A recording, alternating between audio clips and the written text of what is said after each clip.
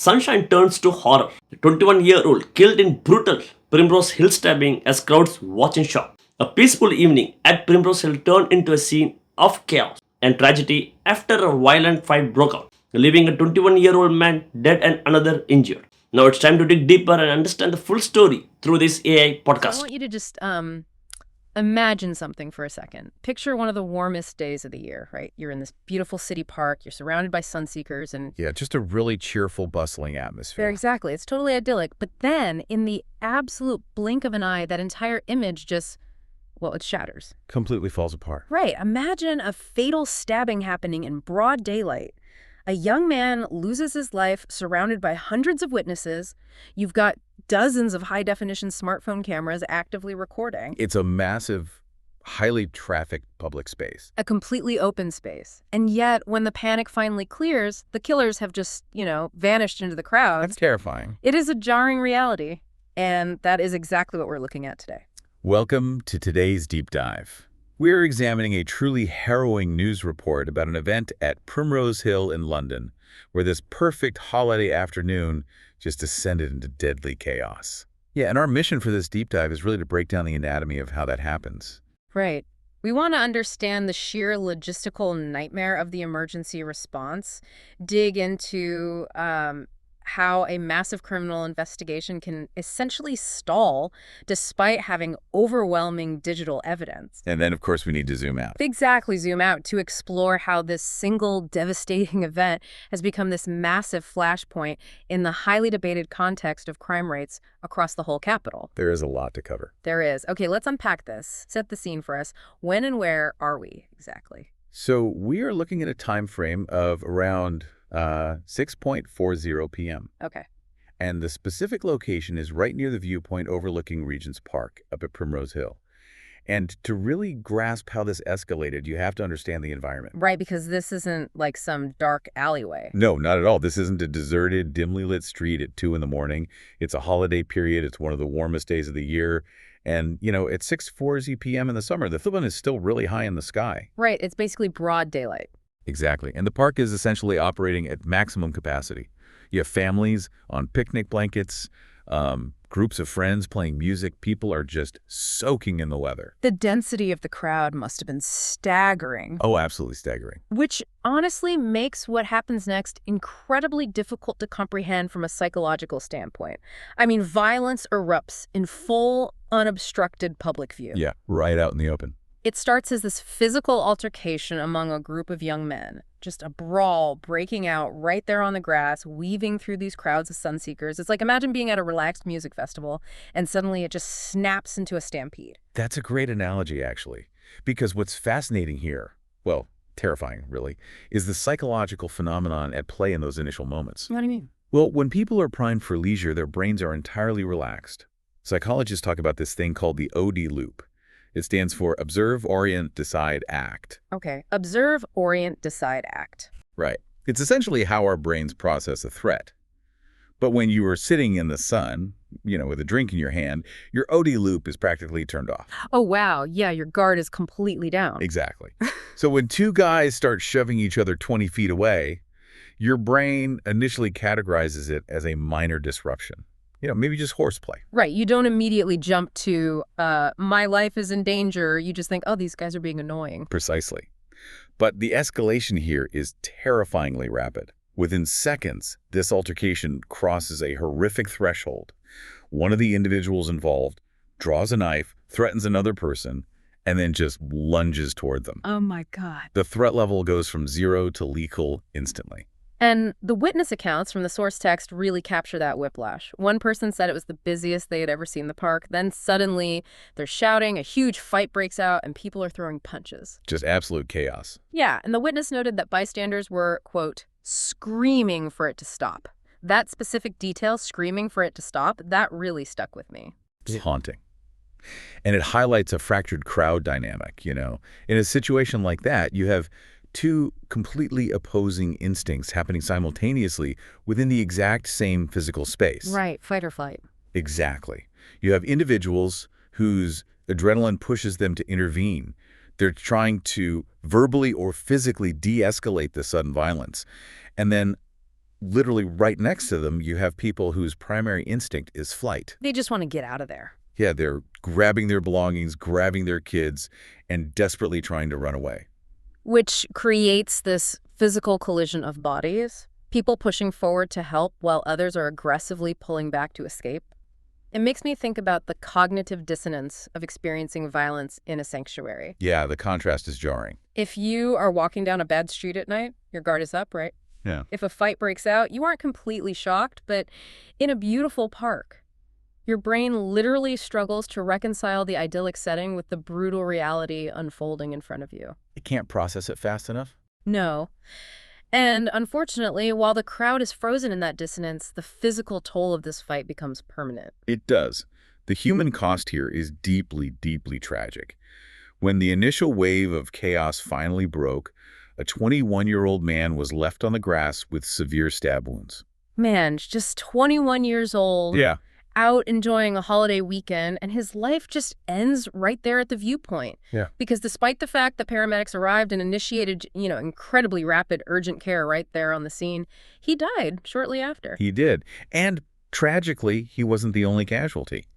This is where the physical footprint of the incident really expands. Okay, what do you mean? Well, a second man, who authorities believe to be in his 20s, was also discovered with stab wounds. Wait, hold on. Was he found right next to the 21-year-old? Because if this started as an isolated brawl, how did the casualties get separated? He was actually found nearby on Regents Park Road. Oh, wow. So not at the viewpoint.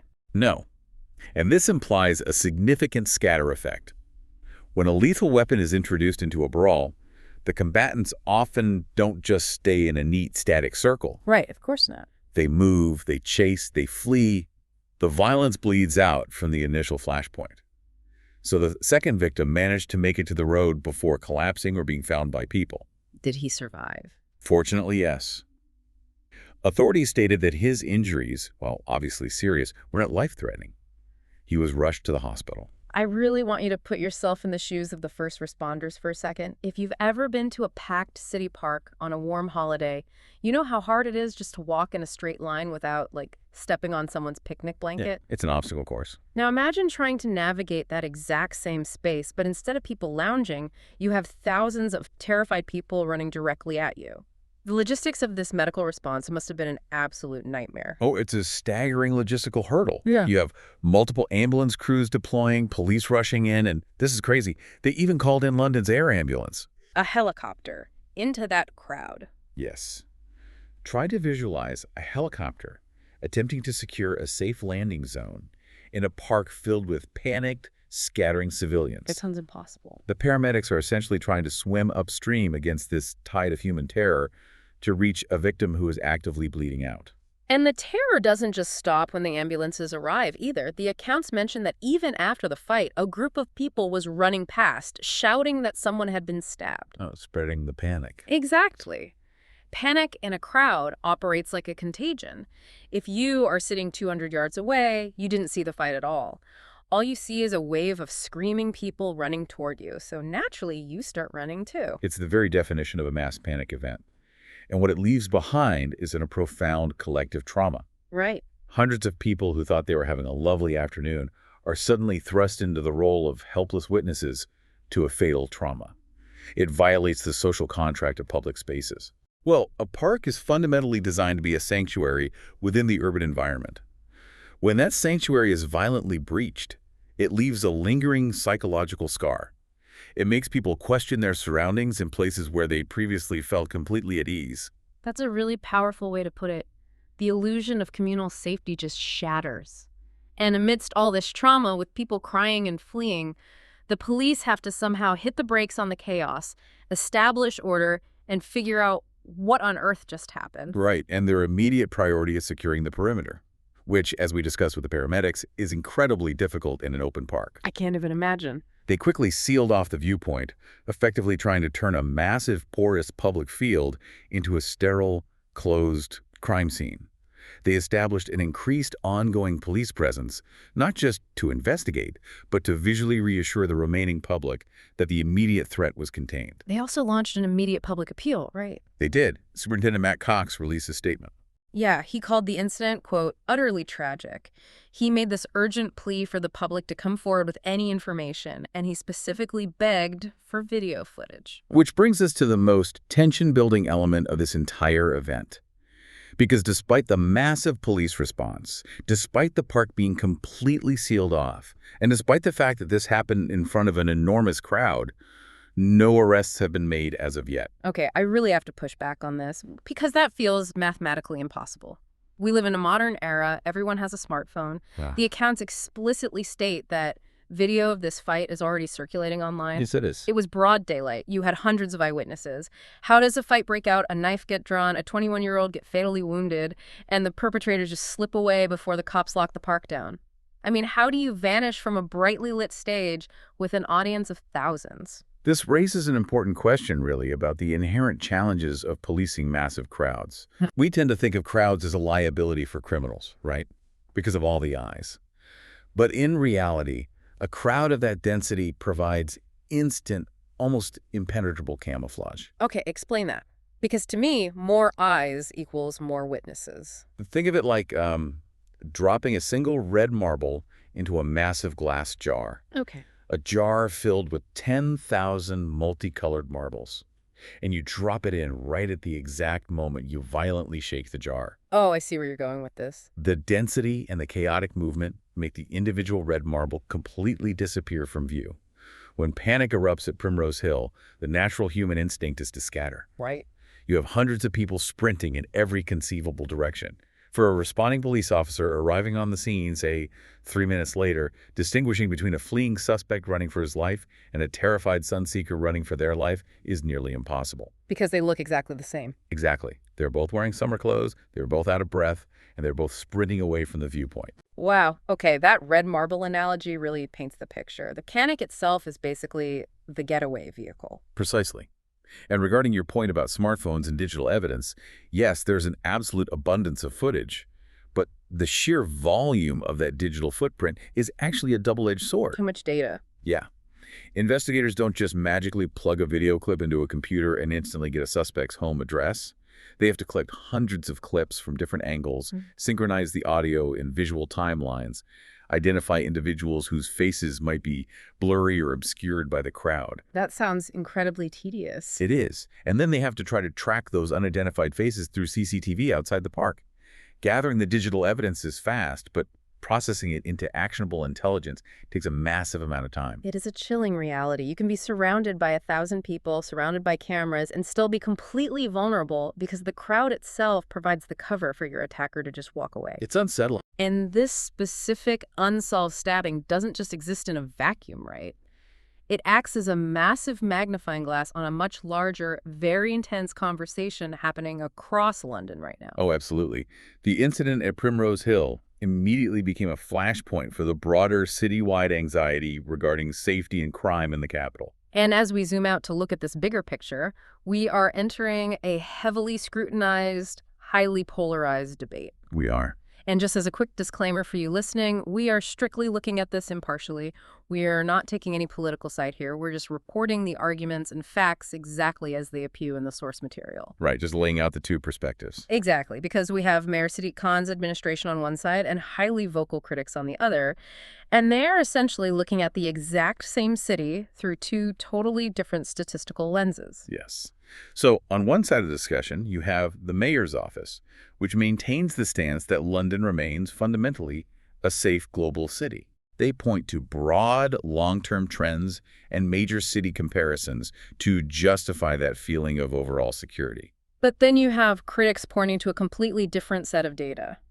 The numbers show that since 2016, there have been notable increases in several specific, highly concerning categories of crime. Yeah, the data is quite stark there. We aren't just talking about a vague feeling that things are worse. The reported cases of theft, violent crime, drug offenses, and sexual offenses have all risen significantly over those years. Right. Critics look at these raw numbers, the actual volume of crimes committed, and argue this is undeniable mathematical proof of a severe safety decline. However, there's a crucial caveat to those raw numbers that often gets lost in the political shouting match. What's the caveat? Population growth. As London's population expands significantly, the raw volume of human interactions, both good and bad, naturally increases. Okay, here's where it gets really interesting, because this is where people completely misunderstand how statistics work. Let's pause on the math for a second, because this trips people up all the time. It really does. Think of it like a highway. Say you have a highway that handles 1,000 cars a day, and you average 1 car crash per week. Okay, tracking. The next year, you expand the highway, and now it handles 2,000 cars a day. Because there are twice as many cars, you now have 2 car crashes a week. Right, so the raw number of crashes has doubled. Exactly. And if you watch the evening news, the headline is going to be, "Car crashes double on local highway." It sounds terrifying. But the rate of crashes, the per capita risk, it hasn't changed at all. I see. Your individual risk of getting into an accident when you drive to work is exactly the same as it was last year. So when we look at London, if the population booms by hundreds of thousands of people, but the police force and the infrastructure stay relatively the same, the raw number of thefts and violent crimes will inevitably go up. Even if the per capita crime rate remains stable. Exactly. And that is the exact mathematical tension at the heart of the London crime debate.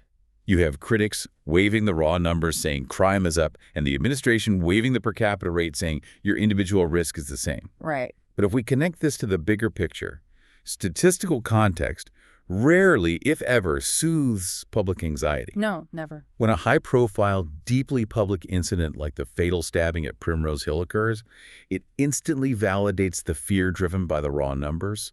It takes an abstract, sterile debate about population-adjusted statistics and makes it viscerally, terribly real. So what does this all mean? It means there is a massive disconnect between data on a spreadsheet and the emotional reality of living in a city. Understanding the highway math does absolutely nothing to lessen the emotional devastation of a grieving family. No, of course not. You cannot walk up to a community that just watched a 21-year-old bleed out on the grass of their local park and say, well, actually, if you adjust for population growth, you're statistically quite safe. It simply doesn't work. People don't want to hear that. The emotional reality overwrites the statistical reality every single time. And that is why the authorities are fighting a desperately difficult battle on 2 separate fronts right now. First, they have the literal, physical investigation working to comb through the digital footprint, finding that red marble in the jar and bringing the perpetrators to justice. And the second front? Second, they are fighting a battle of public perception. They are trying to reassure a profoundly shaken community that their parks, their high streets, and their public spaces are still safe sanctuaries, despite the horrifying, highly visible evidence to the contrary. It really is a monumental task. Wow. Well, as we wrap up this deep dive, let's just trace the path of what we've covered today. We covered a lot. We did. We started on what was supposed to be one of the warmest, most relaxed days of the year at a beloved London viewpoint. We examined the psychological whiplash of how a peaceful gathering shattered into a mass panic event, resulting in the tragic death of a 21-year-old and injuries to a second man. We broke down the logistical nightmare of the emergency response and how a panicked crowd provides the ultimate camouflage for a killer to escape.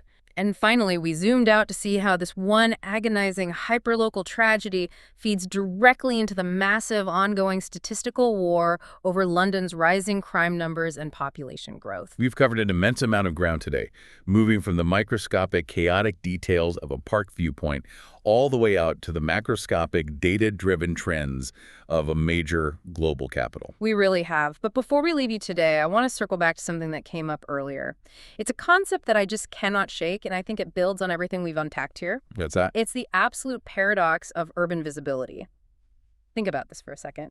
We live in an era where everyone is carrying a high-definition recording device in their pocket. Bro. We live in cities that are packed shoulder to shoulder with people. Yeah, cameras everywhere. We have CCTV on every corner. We are more watched, more recorded, and more visible than at any point in human history. The surveillance state is essentially crowdsourced now. Exactly. And yet, an act of fatal, brutal violence can occur in front of hundreds of eyewitnesses, in front of dozens of smartphone lenses on the busiest day of the year, and the perpetrators can still simply vanish. Just disappear. It really forces you to ask a difficult question. Does modern surveillance and our constant desire to record everything on our smartphones actually act as a deterrent to crime in these spaces?